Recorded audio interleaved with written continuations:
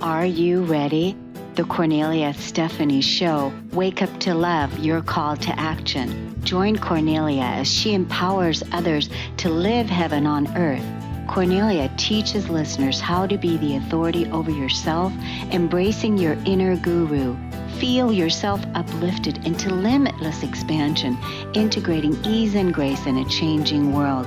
This show will cover topics such as unconditional love, your physical body, how to be in extraordinary relationships, create financial and emotional wealth, embracing entrepreneurship in the new earth. Hello, everyone, and welcome to the Kornelia Stephanie Show. It's an honor and a pleasure to be with you.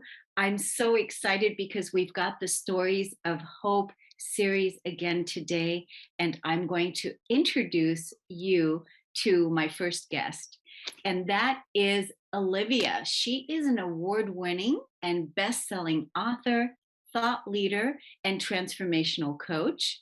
After retiring from a 30-year career as a data scientist, she realized that she had a lot of wisdom to share and felt inspired to be of service. To that end, she is the founder and CEO of the Your Wisdom Institute. Welcome to the show today, Olivia. Thank you so much for having me. Yes, it's great to have you here. My goodness, so you're doing incredible things in the world with Your Wisdom Institute. Tell us what that's about. Well, so let me just start with a question for you and the listeners. You know how there's always people, well, you can probably think of people in your life that are just always giving you unsolicited advice, right? And that used to be me.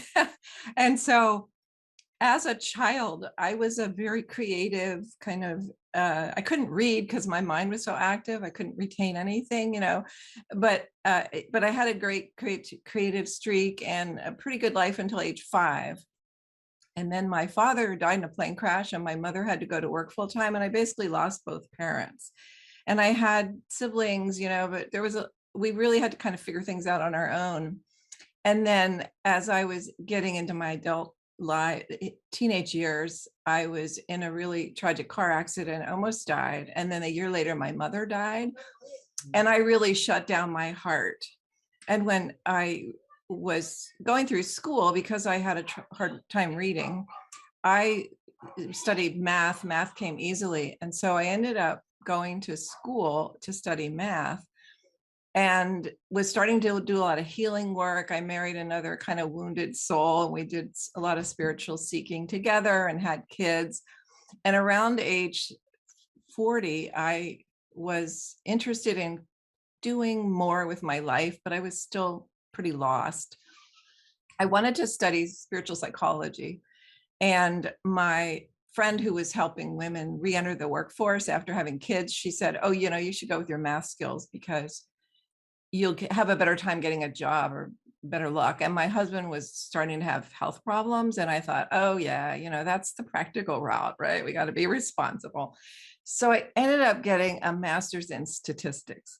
And it was really difficult going back to school at 39, but I got through. And then I thought, and I always liked kind of working. I had a little bit of work after college in an office, and that was fun for me. So I thought, all right, I'm going to go back into the business world. And I landed in this credit card bank. I was from the East Coast, but we'd made our way out west in San Francisco. And I thought I'd landed on a foreign planet. It was so fear-based. And I had to shut down that whole spiritual side of myself. And one of the things I would do to relax was I would go into my heart space and send energy to anybody I was talking to just calm myself. And I figured out later that I was actually having an effect on them, right? But this was where I was paid a lot of money to solve problems. And so I thought everybody in my life wanted their problems solved, right? And I became that obnoxious person that just gave advice all the time. And so as I was doing this, I wrote a book early I guess it was about 2001 it came out, around data science. And that landed me on the global stage and I was speaking, and I really always had this sense like, this isn't why I'm here.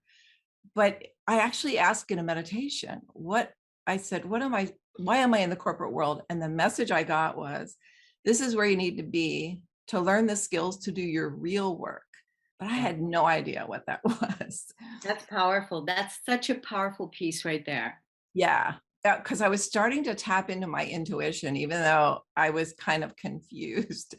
And so I thought, all right, well, said, okay, I guess I'll figure it out or it'll eventually be shown, you know. As I was doing talks on data science, I started pitching the importance of good communication skills and collaboration and more heart-centered talks at data conferences. And they would take them. Like I would put in 4 proposals and they would take all 4 of them because nobody else was talking about this stuff. And I knew it was important. And I would get great comments and they'd ask me sometimes to do workshops. And I actually was going to go for a PhD thinking I could do this kind of work, but it was just exhausting. By this time, my husband had passed away. I was taking care of 3 kids, trying to build my own business. And so I just kind of took a really great contract with Cisco and I could work from home. I did that for the last 13 years. I left about a year and a half ago because I wanted to do more writing. So, you know, the irony is I couldn't read as a kid. And now I realized I'm a writer first and foremost. And Oh, actually back in this, it was probably the early 80s, I was in a workshop, like a past life regression kind of thing. This guy would do every week. I would just go, it was free. And he led us through a little guided meditation. And I got to the end of it. I was supposed to ask a wizard, you know, what am I supposed to do with my life? And I asked, and he said, one word, write. And I thought, I can barely read. Like that just doesn't make any sense, you know. So anyway, fast forward, I wow. wrote a book on the human skills, but still trying to integrate all these parts of me. And then when I retired, actually, as I was getting to the later years within Cisco, I started getting more guidance. Like, I'm supposed to write about love and business. And I went, really? Like, that just seems like it's not going to be acceptable. But I followed it. It took me 7 years to beating up outlines and, you know, getting the courage. I mean, it really, like, we have, you know, imposter syndrome and I'm going to lose my credibility and all that stuff. But I finally wrote Love at Work, and I'm so proud it got a Nautilus Silver Award. And it felt really good because it is kind of my journey. And the fun thing is that that method that I told you about, sharing from the heart space, I actually got an idea for a method, which I call the Dove method, which I'd love your listeners to try because it's Yes. powerful, which is where you can. So I say you drop into your heart, you open your heart, you visualize pink light, I've used, but white light, pink light, whatever, and you exchange that energy with someone else. And you can do it miles away. I've used it on judges when I, you know, had like a ticket or an IRS audit. I used it on the person. I've had friends test it out. And so we understand it now, I think, from the quantum perspective that we're actually all energy and we're opening each other's hearts.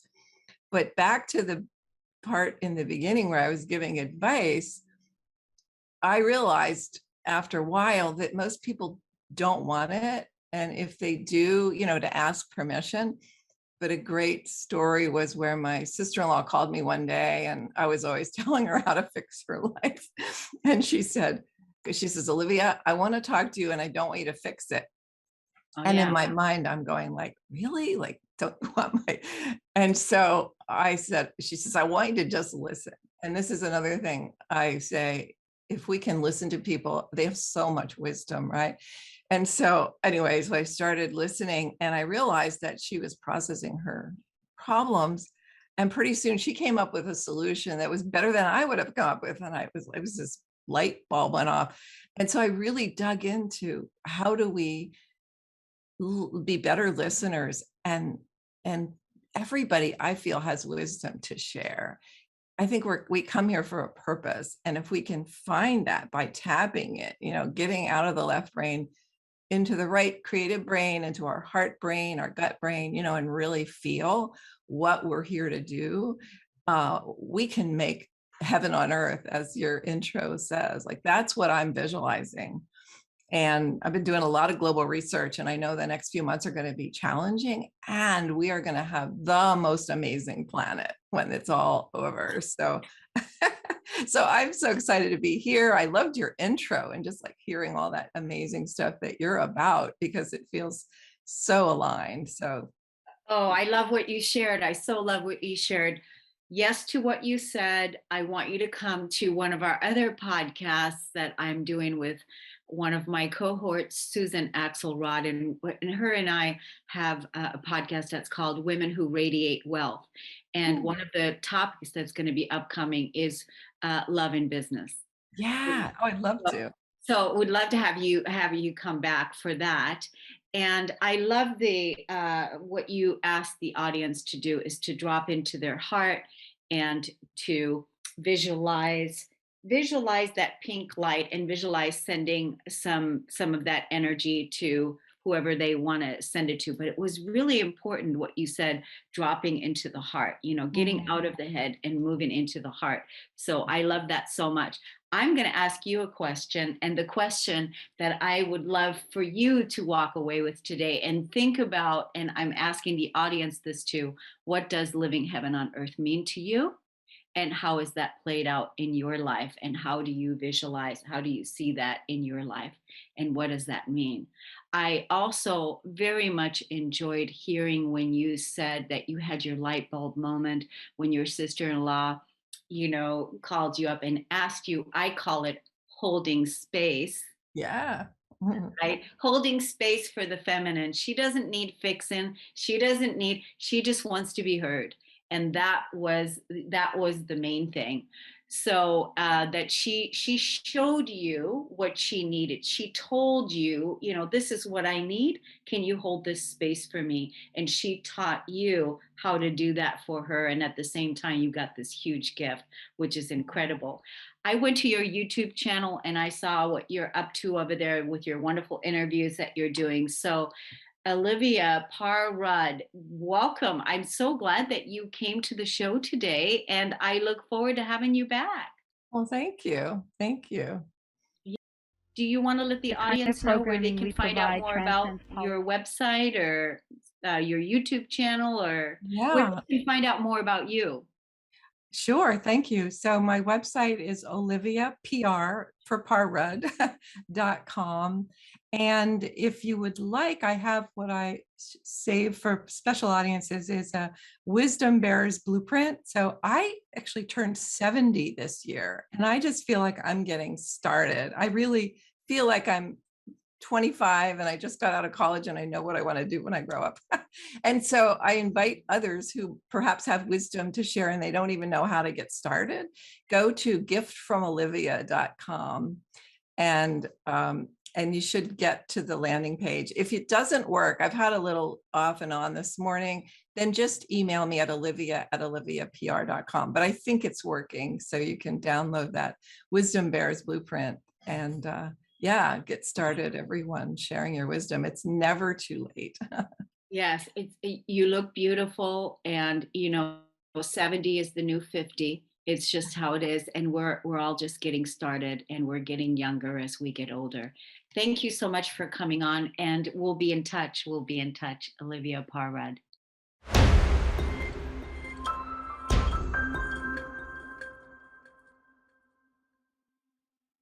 Welcome back, everyone. I can't wait to introduce you to my next guest is Francisca Epale. And she is the author of her upcoming book, How I Conquered Breast Cancer Without Chemotherapy: My Journey from a Mess to a Message. I love that so much. We're going to give you the link on how you can pre order here in a little bit. But let me tell you first, she's a Cameroonian by birth, a Jamaican by heritage, and a Canadian citizen by choice. She has lived on 4 continents and speaks English and French fluently. She's currently an accredited community French interpreter in Ontario, Canada, a published author of 3 books, and a breast cancer survivor. She is currently about to release her fourth book entitled How I Conquered Breast Cancer Without Chemotherapy: My Journey from a Mess to a Message. She has a bachelor's degree of arts in French and a master's of arts in teaching French as a foreign language. Welcome to the show today, Francesca. Thank you for having me, Cornelia. So great to have you. You are so accomplished, and I love what you talked about with your title of your upcoming book. Do you want to dive right into that? Certainly. But before I begin, my book has a medical disclaimer. Okay. So should I read it out or I don't need to? Which You do you don't need prefer? to. You don't need Okay. to. Okay. Just wanted to let you But know. this is your own journey, Okay. So right? this is, yes. The reason I wrote this book is because I have 5 family members who have passed away from cancer. Okay. So my case, it's genetic. So I decided to reverse the generational curse and do something different. Because one of my mentors said, if you keep doing what you have always done, you will keep getting what you have always got. So I needed to change something. And I Yes. decided to share it with the world. I was kind of hesitant in writing about it. I needed to seek legal advice, and they said share it, because if you don't share it, you're being selfish, so you should share it.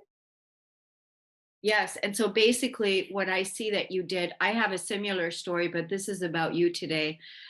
What you're doing is you are rewriting the ancestral lineage by choosing that you're not going to die of breast cancer, because you're overriding that with your wisdom, with your through your experience and through your writing and your healing and so forth. Is that right?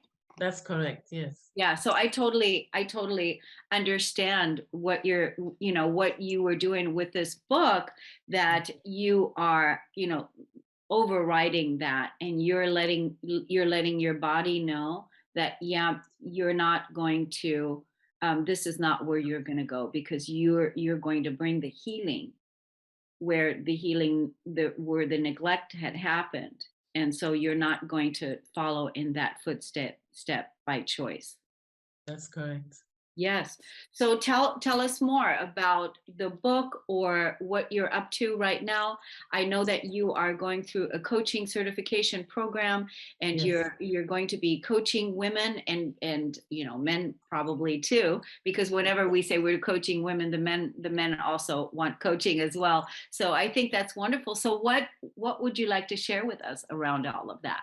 I want to share that breast cancer is not a death sentence. There is light at the end of the tunnel. And I'm going to urge every woman of childbearing age to do self-breast examination. Don't rely on the mammograms. I caught my own lump in my breast.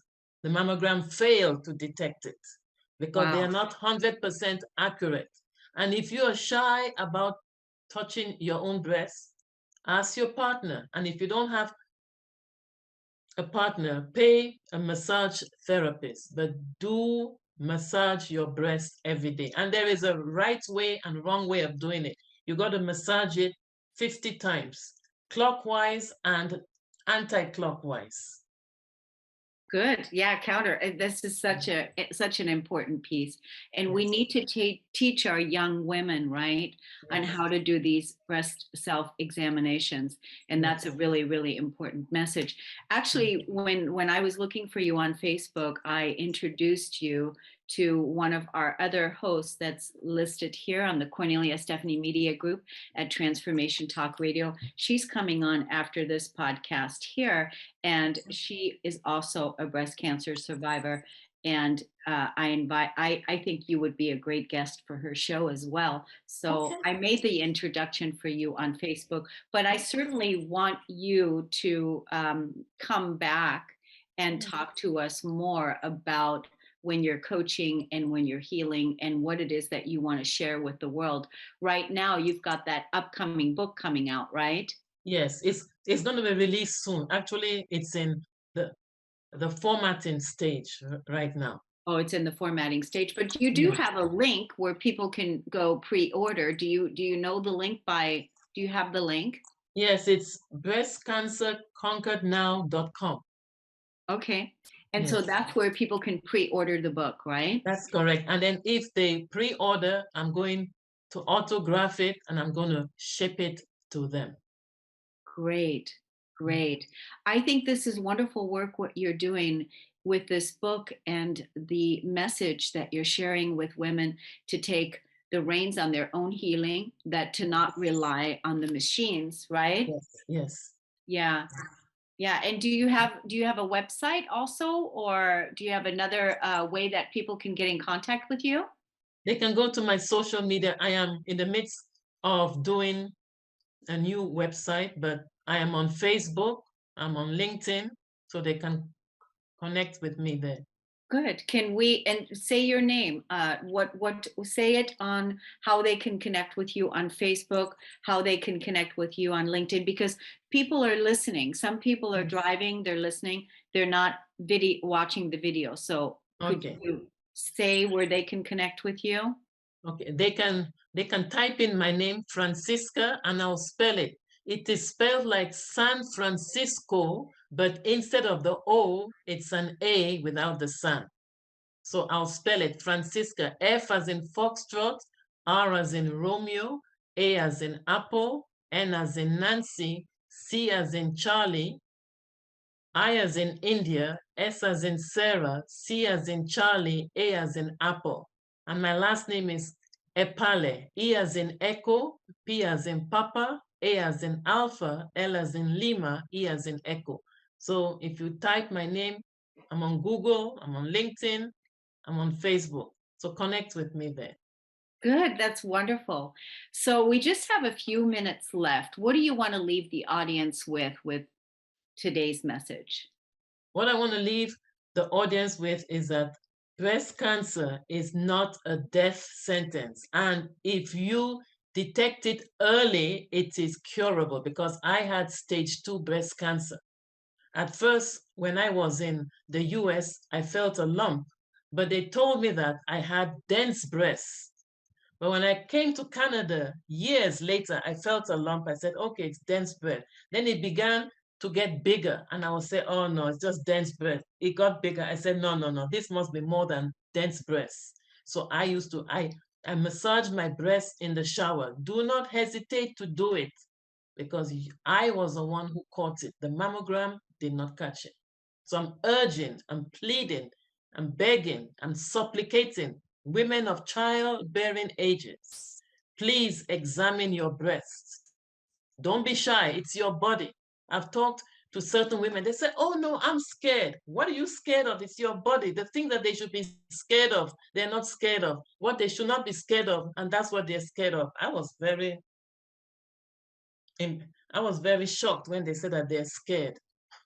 Yes, I mean, and that right there is a lesson in itself for them Yes. to get intimate with their body, because right, that's an invitation to not to take a look and see if you are not comfortable in, massaging your breast and checking to see Yes. if you have a lump, Yes. then on regular prevention, then there's obviously a lot of body shame and disconnection happening, which that's another indicator for the woman feeling not comfortable about receiving pleasure, Thank you. Yeah. right? Yes. Yeah, I love that you said that. And so, we're going to give all the ladies that are listening to this today the call to action to, check their breasts and take a look and massage your breasts, or like you said, have your partner do it, so that Yes. you can do this on a regular basis and be curious what your body's trying to communicate to you. Yes. Yeah. That's correct. Thank you. Yes, Francesca, it was wonderful to meet you. I look forward to having you on again. I'm going to be connecting with you also on social media, and then would love to have another private conversation with you offline about some other opportunities. No problem. And thank you very much for the invitation. And I want to thank your virtual assistant, Ashley, for reaching out to me. Yes, Ashley is amazing. We love Ashley. So thank you so much. Thank Thank you you. for coming here today. Thank you, everybody, for listening. Stay tuned for the Jenny Cohen Show. Dance to Heal is next. Thank you, Francesca. We'll see you Okay. next time, everyone. Take care. You're welcome. Okay. You've been listening to the Kornelia Stephanie Show, Wake Up to Love, your call to action. Tune in each week on Transformation Talk Radio. Kornelia's joy is to engage others in practical ways, showing us how to live in the new earth in harmony with our true nature. For more information on Kornelia and her extraordinary work, or to listen to past shows, go to her website at korneliastephanie.com.